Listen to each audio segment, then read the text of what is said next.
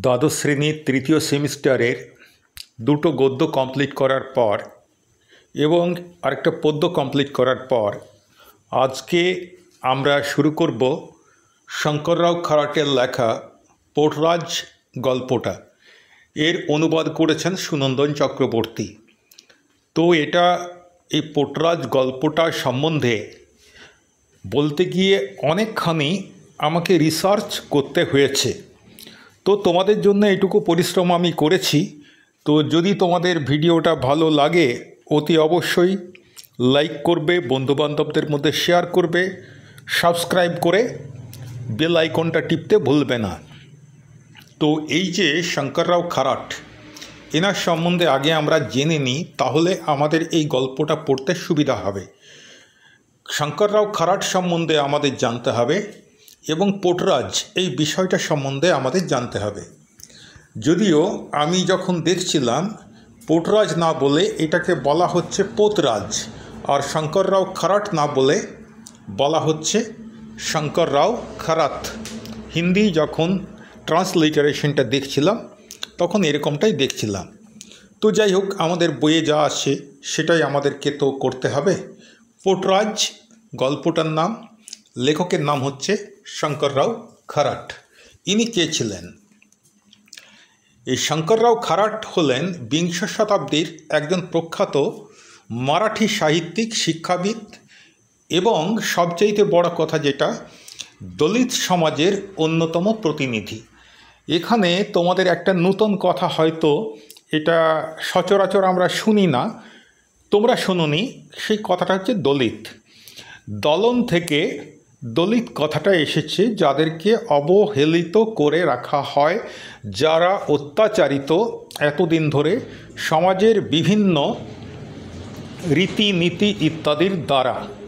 তো তোমরা যদি আশেপাশে তাকাও তাহলে তোমরা দেখতে পাবে যে আমাদের আশেপাশে এমন কিছু সম্প্রদায় আছে, এমন কিছু জাতির লোক আছে যাদেরকে একটু হেয় চোখে সমাজে কিছুদিন আগে পর্যন্ত দেখা হতো, এখনও কোথাও কোথাও দেখা হয়।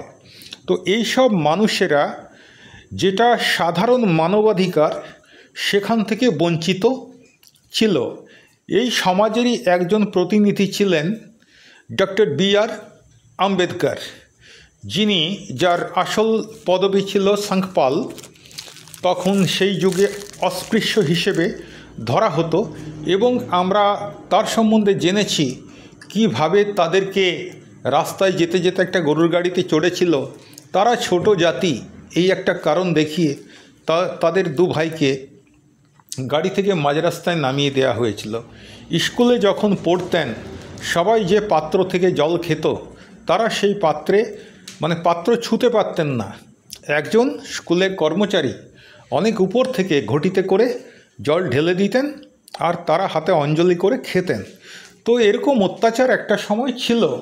তো যে মানুষগুলোর উপরে এরকম অত্যাচার করা হতো তাদেরকেই বলা হয় দলিত। তো ডক্টর বি.আর. আম্বেদকর এদের স্বার্থের কথা চিন্তা করেই, এদের জন্যেই এই ধরনের যারা সমাজে পিছিয়ে পড়া মানুষ, এদেরকে বা পিছিয়ে রাখা মানুষ যারা, তাদের জন্যে সংবিধানে তপশিলি জাতি এই শব্দটা ঢুকিয়েছিলেন এবং এই জাতিগুলোর উন্নতির জন্যে, যেহেতু এরা পিছিয়ে আছে, তাদের জন্যে কিছু সুযোগ সুবিধা দেওয়ার ব্যবস্থা করেছিলেন। সংবিধানে এই প্রভিশনটা আছে। তো এখন তোমরা বুঝতে পারবে না একটা সময় এরকম সমাজের যে অত্যাচার, এটা কতটা পরিমাণে ছিল। যাদেরকে নিচু জাতি বলা হতো, তাদের জীবনযাপন সাধারণ মানুষের তুলনায় অনেকটাই অপমানজনক ছিল। তো সেই দলিত সমাজের একজন বিখ্যাত প্রতিনিধি ছিলেন ডক্টর বি.আর. আম্বেদকর। আর আমাদের এই শঙ্কররাও খারাট, তিনিও ভারতের দলিত সাহিত্য আন্দোলনের অন্যতম পথ প্রদর্শক।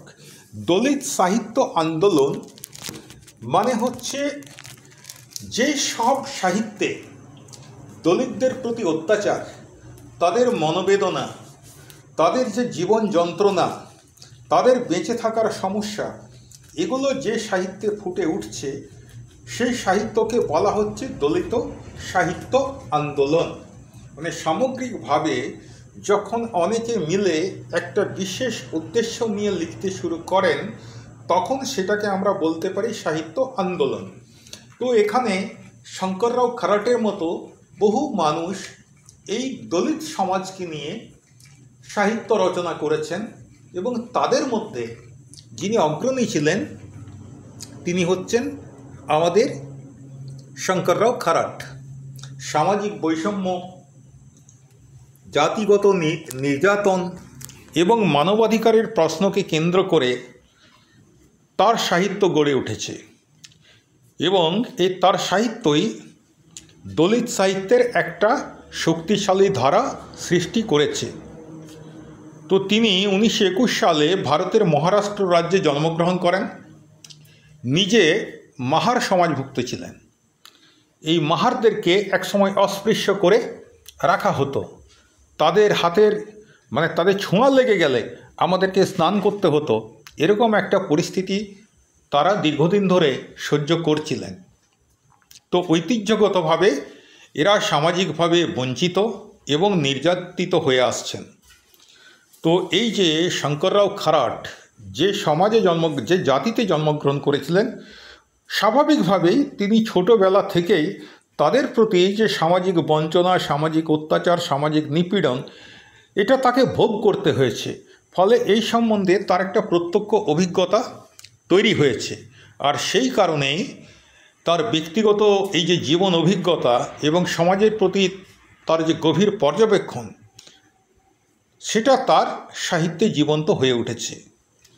তো বি.আর. আম্বেদকর যেমন ওই পরিস্থিতিতেও নিজের প্রতিভায় বড় হয়ে উঠেছিলেন, অবশ্যই তাকে অনেকে সাহায্য করেছিলেন। দেখো, যে উপরে উঠতে চায় কেউ না কেউ তাকে সাহায্য করবেন, এটা স্বাভাবিক।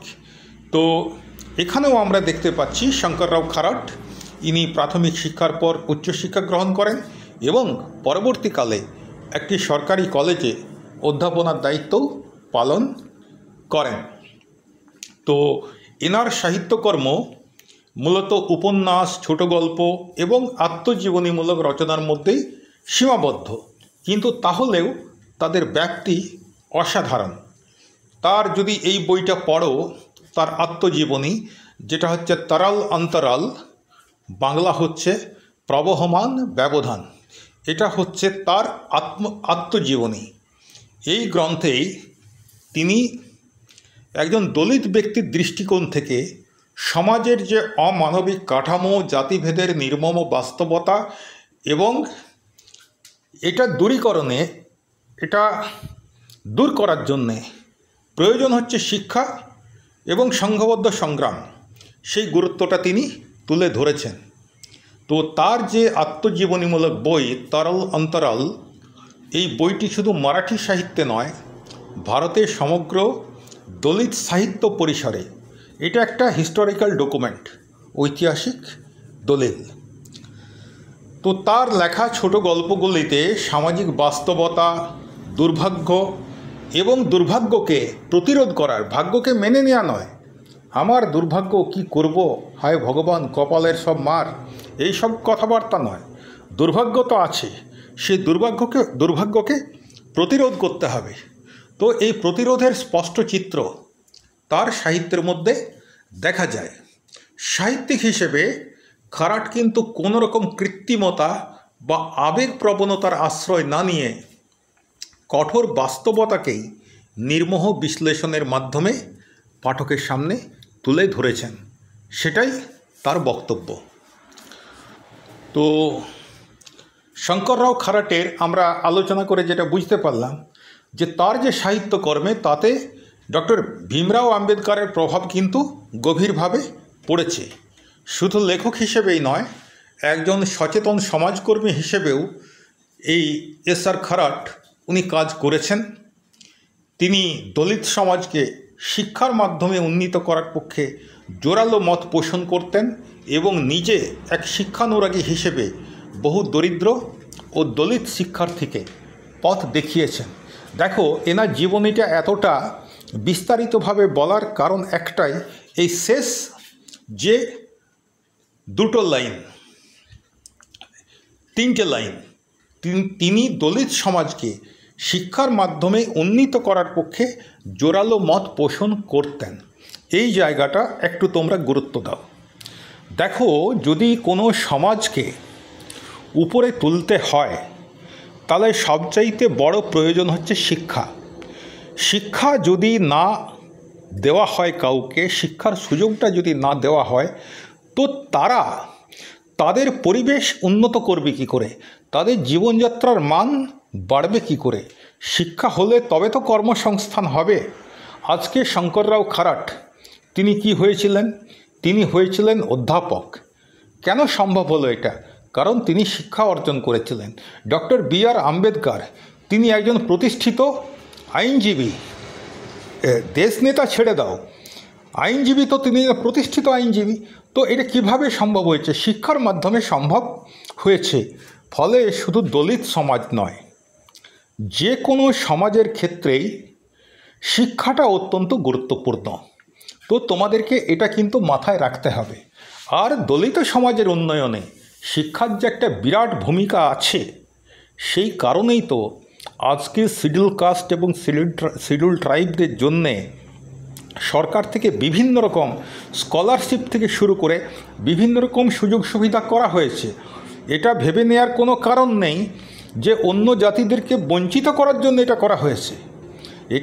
এটা করা হয়েছে একটাই কারণে, যারা দীর্ঘদিন ধরে শত শত বছর ধরে যারা পিছিয়ে আছে, আচ্ছা তাদেরকে যদি, যারা এগিয়ে আছে তাদের সঙ্গে প্রতিযোগিতায় ফেলে দেওয়া হয়, তারা কি কোনো দিন পারবে?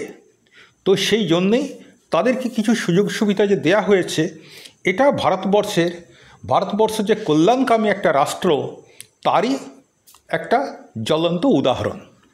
তো যাই হোক, এরপর আমরা দেখতে পাচ্ছি যে ইনি তার যে কাজ, তার স্বীকৃতিস্বরূপ তিনি বিভিন্ন সাহিত্যিক পুরস্কারে ভূষিত হয়েছেন। মহারাষ্ট্র সরকারের পক্ষ থেকেও তাকে সম্মান জানানো হয়েছে এবং তিনি মারাঠি সাহিত্য একাডেমি এবং অন্যান্য প্রতিষ্ঠানেও বিভিন্ন গুরুত্বপূর্ণ পদে তাকে নিযুক্ত করা হয়েছিল। সব মিলিয়ে আমরা যেটা বুঝতে পারছি যে শঙ্কররাও খারাট ছিলেন সেই কণ্ঠস্বর, যিনি জাতি বিদ্বেষ ও সামাজিক নিপীড়নের অন্ধকারে আলোর সঞ্চার করেছিলেন। তার সাহসী কলম ও সংগ্রামী জীবন আজও নতুন প্রজন্মের দলিত সাহিত্যিক ও সমাজকর্মীদের অনুপ্রেরণা যোগায়। এই কথাটায় আমার ভীষণ আপত্তি। তার যে সংগ্রাম, সেটা শুধু দলিত সমাজকে কেন প্রেরণা যোগাবে, সেটা আমাদের সবাইকে প্রেরণা যোগায় যে কিভাবে অন্ধকার থেকে আলোর পথে আসতে হয়, কতটা লড়াই করে আসতে হয়, এবং লড়াই করে আসা যে সম্ভব, এটা শুধু দলিত সমাজ দেখেনি, এটা তো সারা পৃথিবীর কাছে একটা উদাহরণ স্বরূপ। কাজেই তার অবদানকে শুধুমাত্র দলিতদের মধ্যে সীমাবদ্ধ করে রাখা, এটার আমি ভীষণ বিরোধী। তার জীবন, তার সাহিত্য আমাদের সবাইকেই প্রেরণা যোগাবে যে কি করে সমস্ত রকম প্রতিবন্ধকতাকে, সমস্ত রকম প্রতিকূলতাকে জয় করে আমরা এগিয়ে যেতে পারি। তো এরপরে ওনার বিষয়ে আলোচনা করার পর ওনার সৃষ্টির বিষয়ে আমরা আলোচনা করব, যেটা হচ্ছে আমাদের উচ্চ মাধ্যমিকের থার্ড সেমিস্টারে যেটা আমাদের পাঠ্য। সেই পাঠ্য গল্পটার নাম হচ্ছে পোটরাজ বা পোতরাজ, যেটা বলতে পারো, যেটা খুশি বলতে পারো। এখন এই যে পোটরাজ জিনিসটা কি, বা পোটরাজ কাকে বলে, পোটরাজ কে, এটা যদি আমরা বিচার করি, আমরা যদি এটা জানি, তাহলে আমাদের ভীষণ একটা কষ্ট হবে আমরা যদি সংবেদনশীল মানুষ হই। যে এই পোটরাজরা একদিকে যেমন মানুষের কাছে ভক্তি পায়, অপরদিকে সেরকম মানুষের ঘৃণাও এরা পায়। তো দেখো, এখানটায় যেটা লেখা রয়েছে যে পোটরাজ শব্দটি মহারাষ্ট্রের এক প্রথাগত অর্ধভিক্ষাজীবী সম্প্রদায়ের প্রতি ইঙ্গিত করে। পোটরাজরা মূলত বিভিন্ন গ্রামে ঘুরে ঘুরে দেবদেবীর নাম করে পুজো করেন এবং নিজেদের শরীরে চাবুক মারেন। আর গ্রামবাসীদের কাছ থেকে তারা দান সংগ্রহ করেন, কিন্তু সমাজের একেবারে প্রান্তিক স্তরে অবস্থান করেন। দেখো, কেউ অন্যভাবে নিও না, বা কোনো মানুষের প্রতি আমি অবমাননা বা অসম্মান করতে চাইছি না। আমি শুধু একটু সাদৃশ্য দেখাতে চাইছি। এতে যদি কেউ মনে আঘাত পাও বা কেউ যদি মনে আঘাত পান, আমি আগেই ক্ষমা চেয়ে নিচ্ছি। দেখবে, আমাদের নিম্নবর্গের কিছু মানুষ আছে। নিম্নবর্গের মানে এই অর্থে যারা এখনও অনেকখানি পিছিয়ে আছে। তো সেই সমাজে কিছু কিছু মানুষ আছেন যারা বিভিন্ন লোক দেবতার পুজো করেন, কোথাও বিষয়, কোথাও অন্য কিছু, বা ধরো মা মনসা বা এইসব।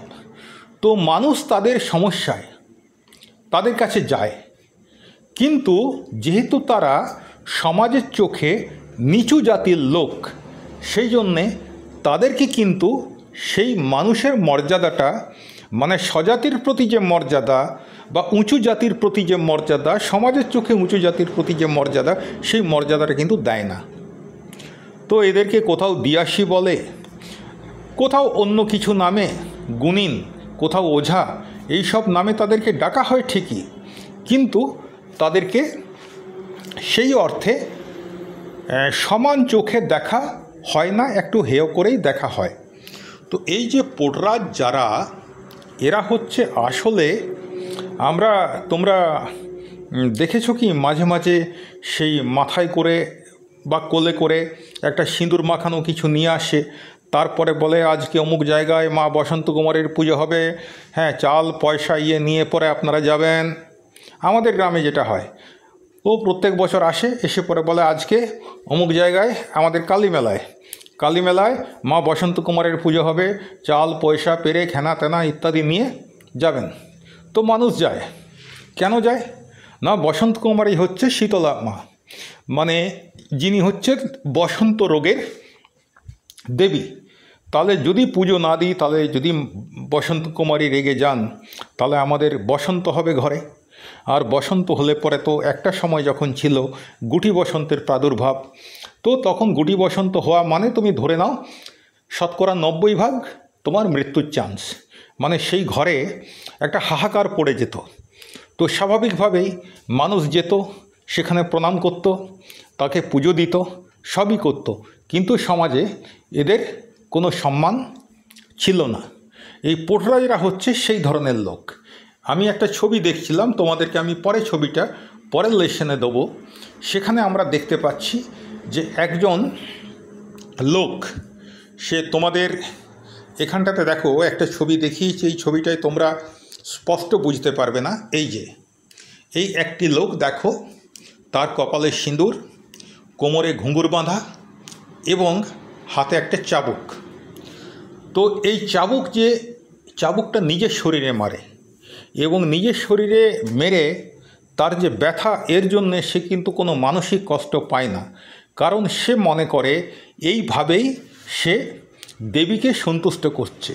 আর আমরা যে বসন্ত কুমারী বা শীতলা দেবী বলছি, মহারাষ্ট্রে সেইটাই ওই কি মাই নামে, আমি পরে আসছি, ওই মাই নামে পরিচিত, এবং এরা হচ্ছে তার পূজক, এই পোটরাজরা। তো এরা এইভাবে, একে তো দেখছো, আর এর যে স্ত্রী, তাকে সে কি করে, সে মাথায় সেই মা শীতলার এটা নিয়ে, ওই ঝুড়ি বা ওই ধরনের কিছু, সেইটা মাথায় নিয়ে আর হাত দুটো ছেড়ে দিয়ে মাথায় নিয়ে সে তার পিছু পিছু যায়। তো মানুষেরা পুজো করে, ঠাকুরের দক্ষিণা দেয়, এসব ঠিকই আছে, কিন্তু যেটা হচ্ছে যে আমি যে কথাটা বললাম, যে তারা সমাজের প্রান্তিকতম স্তরে অবস্থান করেন, ফলে তারা একদিকে যেমন মানুষের ভক্তি পায়, অন্যদিকে ঘৃণাও পায়। নিচু জাত হওয়ার জন্যে ঘৃণা, একদম পরিষ্কার কথা। তো স্বাভাবিকভাবেই যে পোটরাজ হবে, সে কখনো চাইবে না যে তার পরবর্তী প্রজন্ম পোটরাজ হোক, এ তো অর্ধ ভিক্ষাজীবী সম্প্রদায়, মানে অর্ধেকটা তো ভিখারি, মানুষের দানে তো এদের পেট চলে। অথচ গ্রামে বা এলাকায় একজন পোটরাজ চাই, তাহলে এ তো কোনো মানে সত্যিকারের বলতে গেলে কি এরা হচ্ছে বন্ডেড লেবার, কৃতদাস বলতে পারি, যে সমাজের কাছে এরা কৃতদাস। তো স্বাভাবিকভাবেই কেউ চাইবে না যে আমার পরে আমার ছেলে পোটরাজ হোক, যদি তার মধ্যে বিন্দুমাত্র আত্মমর্যাদাবোধ থাকে। আর যদি অপদার্থ হয় সেক্ষেত্রে ঠিক আছে, বংশানুক্রমে ওই ভিক্ষা করে যেভাবে চলে। আজও আমরা সমাজে অনেক ভিখিরি দেখি, যে যারা ইচ্ছে করলে কিছু কাজকর্ম করতে পারে, কিন্তু কাজকর্ম করবে না, ওই ভিক্ষা করেই তাদের চলে যাবে। এদের মধ্যে আত্মমর্যাদা বোধ নেই, মানুষের কাছে হাত পাততে এদের কোনো দ্বিধা হয় না। তো সেরকম যদি হয় সেক্ষেত্রে এই পেশায় হয়তো সন্তুষ্ট থাকতে পারে, কিন্তু সমাজের এই যে প্রান্তিক স্তরে অবস্থান, তাদেরকে ওই অস্পৃশ্য করে রাখা, এই জিনিসটা বলো মানুষ হিসেবে সহ্য করা সম্ভব কি? তো এই হচ্ছে পোটরাজের বিষয়ে যেটুকু বললাম তোমাদেরকে চিন্তা ভাবনা করার জন্যে, তোমাদের মনের মধ্যে আমি একটা চিন্তা ঢুকিয়ে দিতে চাই। দেখো, আমরা সাহিত্য পড়ব, সাহিত্য রস, সাহিত্য সৌন্দর্য সবই আমরা উপভোগ করব, কিন্তু আমরা বড় হচ্ছি। তোমাদের বয়স 17 পেরিয়ে তোমরা 18-য় ঢুকছো। তো এই সময় সমাজকে নিয়েও তোমাদের মধ্যে ভাবনা হওয়ার দরকার আছে। আর সেই কারণেই আমি এতটা বিস্তারিতভাবে এই পোটরাজ গল্পটা তোমাদেরকে পড়াতে চাইছি, আলোচনা করতে চাইছি। এর যে স্রষ্টা শঙ্কররাও খারাট, তার জীবন সম্বন্ধে এতটাই বিস্তারিত আলোচনা করলাম। আমি কখনো কোনো লেখকের সম্বন্ধে এতটা বিস্তারিতভাবে আলোচনা করি না। আর কোনো গল্পের শিরোনাম সম্বন্ধেও অন্ততপক্ষে উচ্চ মাধ্যমিক লেভেল পর্যন্ত আমি এতটা বিস্তারিতভাবে আলোচনা করি না। শুধুমাত্র তোমাদের মাথার মধ্যে কিছু চিন্তাভাবনা ঢুকিয়ে দেওয়ার জন্যে, কারণ তোমরাই 1 বছর পর তোমরাই সাবালক হবে, তোমরা ভোট দিয়ে সরকার তৈরি করবে। তো সমাজের কথাটা তোমাদের ভাবার দরকার আছে, সেই জন্যেই আমি কিন্তু এতটা বিস্তারিতভাবে তোমাদেরকে পড়াচ্ছি। তো গল্পটা শুরু করব না আজকে, শুধু একটু রিডিং পড়ে দিই, তারপরেই তোমাদের আজকের মতো ছেড়ে দেবো। কালকে আমি নেক্সট ভিডিওতে আমি গল্পটা শুরু থেকে যতটা পারা যায় বলবো। আজকে দেখো, যেটুকু দেখছি, গ্রামের পোটরাজ দামার বাড়ির আবহাওয়া আজ ভারী। সমস্ত জায়গায় কেবল লোকেরা হাঁটুর উপর মাথা রেখে বসে। দামার বউয়ের চোখ জল ভরা, থেকে থেকেই সে শাড়ির আঁচল দিয়ে চোখ মুছছে। পাড়ার বৌঝিরা আসছে, একটুক্ষণ থেকেই চলে যাচ্ছে। মাঝে মাঝেই কেউ না কেউ এসে দৌড়ে দাঁড়াচ্ছে। এখান থেকে দুটো জিনিস জানলাম। 1 নম্বর হচ্ছে গ্রামের যে পোটরাজ কি আগেই তো আমরা জেনেছি। তো গ্রামের যে পোটরাজ তার নাম হচ্ছে দামা, আর দামার বউ কাঁদছে বসে বসে, তার মানে, এবং সমস্ত জায়গায় লোকেরা হাঁটুর উপর মাথা রেখে বসে, সেটা আমি ছেড়ে দিলাম। এখন দামার বউ বসে বসে কাঁদছে, তার মানে আজকে দামার বাড়িতে কোনো বিপদ, এটুকু আমরা আন্দাজ করতে পারছি। এবার কী বিপদ সেটা আমরা পরের দিন জানব। ঠিক আছে, আজ এই পর্যন্তই। পরের দিন পুরো গল্পটা পড়ার চেষ্টা করব।